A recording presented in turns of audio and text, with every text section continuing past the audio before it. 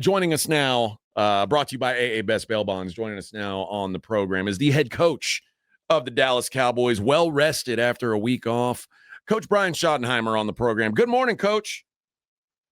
Hey, guys, how we doing? And I caught the last little bit of it, but, yeah, there's nothing more frustrating than passwords and password, directives where you have to change the passwords. I mean, I don't have that many cool numbers in my life, and I certainly don't have time to be memorizing all these things. So you are correct. My password is 1, 2, 3, 4, 5.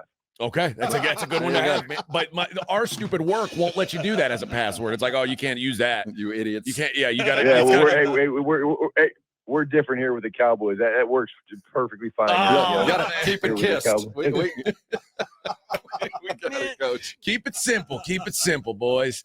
Coach, obviously, we'll get the bummer talk out of the way first because it was an unusual bye week for you guys with the passing of Marshawn Kneeland. How did you guys balance trying to recharge your batteries a little bit with this tragedy happening that is certainly a drain on your batteries? How did you guys manage to find a balance between work and real life?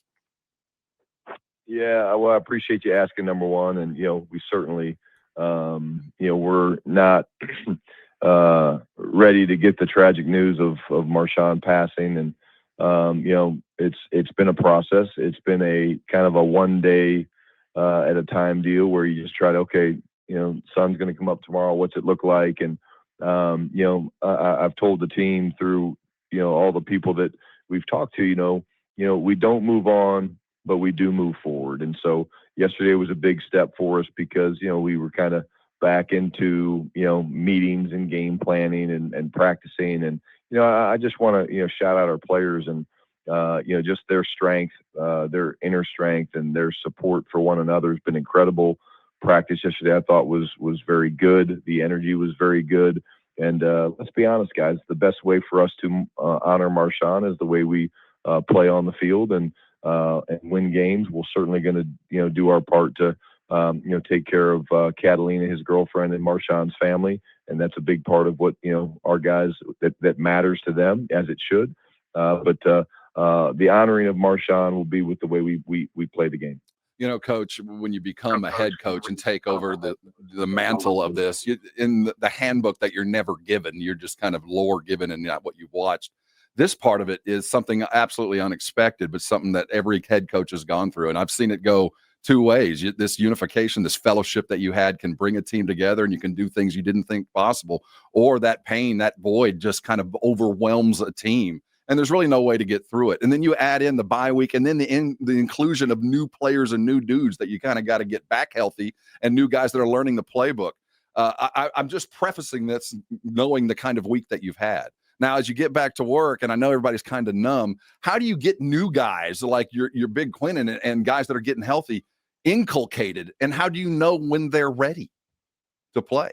Well, Well, number one, I want to speak really to both, Quinn and Logan. I mean, they have been incredible through this whole process, just coming in and understanding what we were kind of going through and grieving. And they immediately were there to support, us and one another and our players. And the good news is this, obviously Quinn's been around, Aaron Whitecott, our defensive line coach. So again, there's an easy way to translate a lot of that stuff. He's obviously an incredible player. We know that. And his football acumen and just his love for the game is very evident when you sit and talk to him for 90 seconds. You can feel it jumping out of him. And again, one of the things we loved about Logan Wilson was, his football IQ and ability to dissect things. And so the playbook will not be the problem at all. Those guys will definitely be ready to play. It's us finding, like you said, the best ways to plug those guys in, along with a number of guys we've got coming back that I'm sure we'll talk about. Demo coming back and getting Siobhan Revel going a little bit. We just started the practice window for Malik Hooker. That's exciting. And again, it's a good problem to have as a coaching staff of, okay, how do we want to piece these guys back together? But we'll be smart with these guys that haven't played football for a while, guys like Demo and Vaughn, and Whether you want to call it a pitch count or a ramp up, type of deal, we'll be intelligent, but it's going to be hard to keep Demo and those guys off the field. All right, now let's get into the football a little bit. We haven't talked to you since this game, but not a great game against Arizona. And obviously, anytime you lose the turnover battle 3-0, it's really hard to win a football game. Is that, if you had to say what's the biggest issue, was the turnovers? Was that it, or where do you look? Because it actually wasn't a horrific day for the defense, which has obviously been much maligned. But you guys just had a hard time holding on to that football. Yeah, totally. Again, it's just, there's so many huge momentum swings, and I think what I'm really, in answering the question, I'm thinking about is, man, we kind of started the year, behind the 8 ball. We turned it over early, and we put ourselves at one point. We were in, I think, game 2 or 3, we were -5 in the giveaway takeaway battle, and then we battled back and we went 4 straight games. Think about this: 4 straight games where we, number one, didn't turn it over on offense. And then we took it over at least once on defense. And so we flipped that number, and we went from dead last in the NFL to, I think, top 10 or top, somewhere in that realm. And then, unfortunately, just against Arizona, our lack of ball security, lack of locking the ball up in traffic, things like that kind of took over, and we need to be better, because it is the largest determining factor of winning and losing in this league. Because of why? Well, momentum, short fields, and again, it can be very deflating. So we usually play well, execute well when we take care of the football, and it's the first thing that stands out when you talk our football mantra.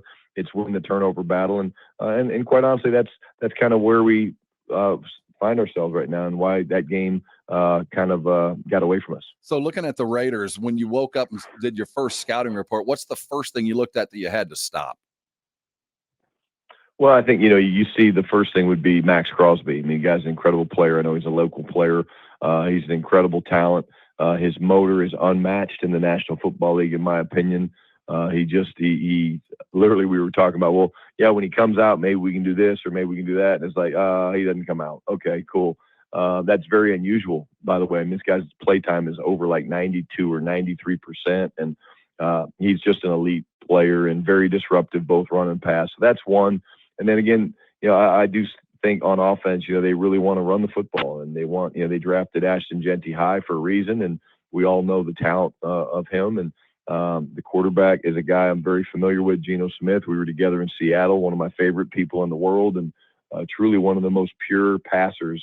If you were just watching 10 elite or 10 NFL quarterbacks throw a football, guys, I'd be honest with you. I mean, Geno might throw the prettiest ball of anybody I've ever been around. It's just, it's pure. It's incredible. And then, of course, the other thing would be Brock Bowers. I mean, this tight end, he has a chance to revolutionize the game at that position because of his athleticism, and he's a great route runner. He's got great hands, great body control, but man, when he has the ball in his hands, he runs like a runner. And so they definitely have some weapons that we need to be very aware of on both sides of the ball. Well, the big problem for Geno this year is, as pure as it may be coming out of his hand, he throws it to the other team a lot, at least this season. Is that something you like, just kind of going back to that last conversation?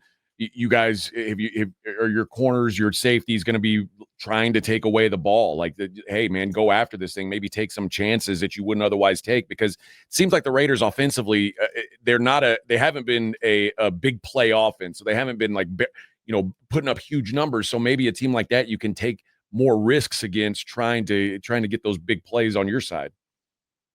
Yeah, for sure. And really, I think when you look at Geno's interceptions, I mean, again, a lot of it is based off of the pass rush and how you're able to affect him. And I think he's been sacked like 27 times. So let's hope that continues. Sorry, Geno. But I hope that continues, on Monday night. And that's a huge, huge part of it. But in terms of guys taking risks and things like that, I think it's again, they're going to play their technique. They're going to trust their keys. They're going to, trust what they see from splits and things like that. But I do believe that we're going to get some opportunities to get the ball in our hands, and we just have to capitalize on those and make the plays. Let's talk about Kevontae Turpin's season so far. He's played such a huge role early on, and for a variety of reasons, injuries, some of it, but has kind of decreased. Do you see? He certainly provides something to the offense. Do you come into weeks thinking I got to get him more opportunities? Yeah, I think the biggest thing that jumps out at me is this. Number one, teams are punting away from him. That's not a dumb decision on their part, right? They don't want to try to punt the ball to him. That's become very, very clear. They'd rather pin him on the sidelines or even kick it out of bounds one. And I think we're still kind of getting a feel for, the way the kickoff rule is just even expanded, because I think, the biggest thing with Terp is he's a game changer in every phase. And Right. I'm just waiting. I think it's going to happen soon. I really do. I think he's going to take one of these punts or one of these kicks, and he's going to do what he normally does and what we expect, which is the explosive or the big play touchdown and things like that. But there's definitely things that we can do from an offensive standpoint where we want to get him the ball out in space and things like that. But I do think that in fairness to Terp, again, the injury did slow him down, and I think he's just getting back to where he's starting to feel really, really good. Coach, you guys, after this extended break, now you get 3 games in 11 days, which is wild to me. But 3 games in 11 days, and all 3 of them are going to be kind of national spotlight games. Obviously, Monday night and then Thanksgiving, that's sandwiched around the Eagles game, which is it's not a standalone, but it's the 3:25 game, and every other game on the schedule is asked that week in that time slot. So most TVs are going to be on Eagles Cowboys. So a lot of eyes on your team this week. If you had to say this is what Cowboys football is to the nation, what are you guys trying to put on film in these 11 days? Yeah, I think what we want to see is we want to see a team that plays physical. Again, a team that plays together, they run around. Again, when we play smart, we don't shoot ourselves in the foot. We're very difficult. So I would say basically our identity, man. I think you want to see a team that plays smart. They don't beat themselves. They play physical by winning the line of scrimmage. And again, I always think our play style should jump out in terms of how hard we play, and then the love that we have for one another flying around on the field together. Coach, in times of turmoil in any organization, we fall and we appear to mimic our leaders. And I can't tell you how impressive it's been to watch your team go through this. It's a testament to you as a coach and a leader to this football team. I know how difficult it's been.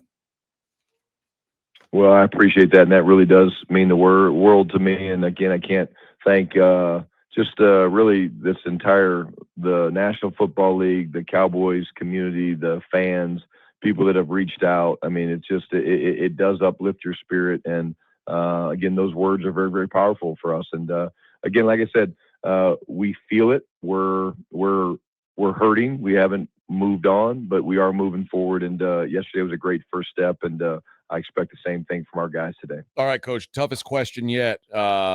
Listen, man, I saw last week or 2 weeks ago, you guys, first drive of the game, you get down to the 4-yard line, 4th and goal. You don't trust your kicker, so you go for it on 4th down. And then, of course, at the end of the half, the kicker misses a field goal. Is there a kicker controversy in Dallas yet? I feel like, man, you're really not showing a lot of faith in this guy. Yeah. Yeah, see, well, I didn't want to speak to it, but yesterday we did have Hunter Lepke doing some kicking, and Aubrey was holding. So that's one thing when you talk about the compete every day mantra. I told Brandon, I said, look, if you're not going to make every kick that we have, the ones we don't try, the ones that we do try from 85 yards, if you're not going to make those, then I'm going to give Hunter Lepke a chance. So that's something to maybe keep between ourselves so that Pete and the Raiders don't know what's coming, that Hunter Lepke is going to be our kicker on well, they're going to high five if they see you roll out Lepke to kick. Well, he's left-footed. Hey, guys, don't tell anybody, but he's left-footed, so they're going to have to change their rush scheme because Hunter kicks it left-footed. Oh, boy. Well, Coach, are you a gambling man? What are you going to be on the tables out there in Vegas this weekend? Well, I appreciate you trying to trap me and get me fined, because it is not illegal. Sports betting, obviously. I'm talking about maybe a little tropic bingo or something. Yeah, maybe play bingo. That's allowed. But again, when I do go to the casinos, which I enjoy in the off season, I like to play a little poker. I like to play a little blackjack, but I'm not a big spender, man. I like to play it for fun, and literally, my wife is literally the worst gambler I've ever been around. So usually, I'm watching her chips disappear, and I'm like, when she asks for more, I have to just shake her off sometimes and say, "No, you're done." That's a good call. That's a good call. My wife does the thing where she loses, and then she takes some off my pile, and then loses those, and then Yeah, it ain't fun. It's the worst, right? And then I end up just having to order a bunch of shotties and have to have drinks because I'm literally like, at least I can get my drinks for free while I'm watching her lose, hundreds of dollars. You got a restaurant that you like to hit while you're out there in Vegas? Point toward. Not really. Again, I've been to a number of them, but it's again, when I go out there, usually it's really, honestly, it's more of a family trip. We like to go out there and do shows and things like that. But I'm a good for a Vegas guy for I'm about a 48-hour Vegas guy, and then I gotta. That's the right amount of time. Yeah, he's aged appropriately. That's the right amount of time. I'll tell you what. There's a show sounded awesome. I wouldn't recommend it though. Thunder from Down Under. Yeah, I went in there. It sounded awesome at first, and then it was not what I thought it was going to be. So the guys are in shape. Well, somebody, yeah. I mean, I might go there to scout. Yeah, you might find a tight end, players. I might find a safety. Might find a safety, a linebacker, a fullback. I mean, that's a great call. Actually, I'm going to do? I'm going to have Will McClay go over there and do some personnel meetings. Write it off. I'll say this: there's a run stopper there. I saw a guy in a 3-point stance with both his hands on his hips. I don't know how this happened, but I saw that. Coach, oh man, why were you in there? I told you I wasn't in the wrong place. I needed the laughter. I needed the laughter today, guys. I appreciate it. Seriously. Thanks, Coach. Hey, Coach, best of luck on Monday, and the world will be watching, so don't blow it. No pressure or anything. And we'll talk to you again next week. Appreciate you guys. There you go. That All is right, guys, thanks.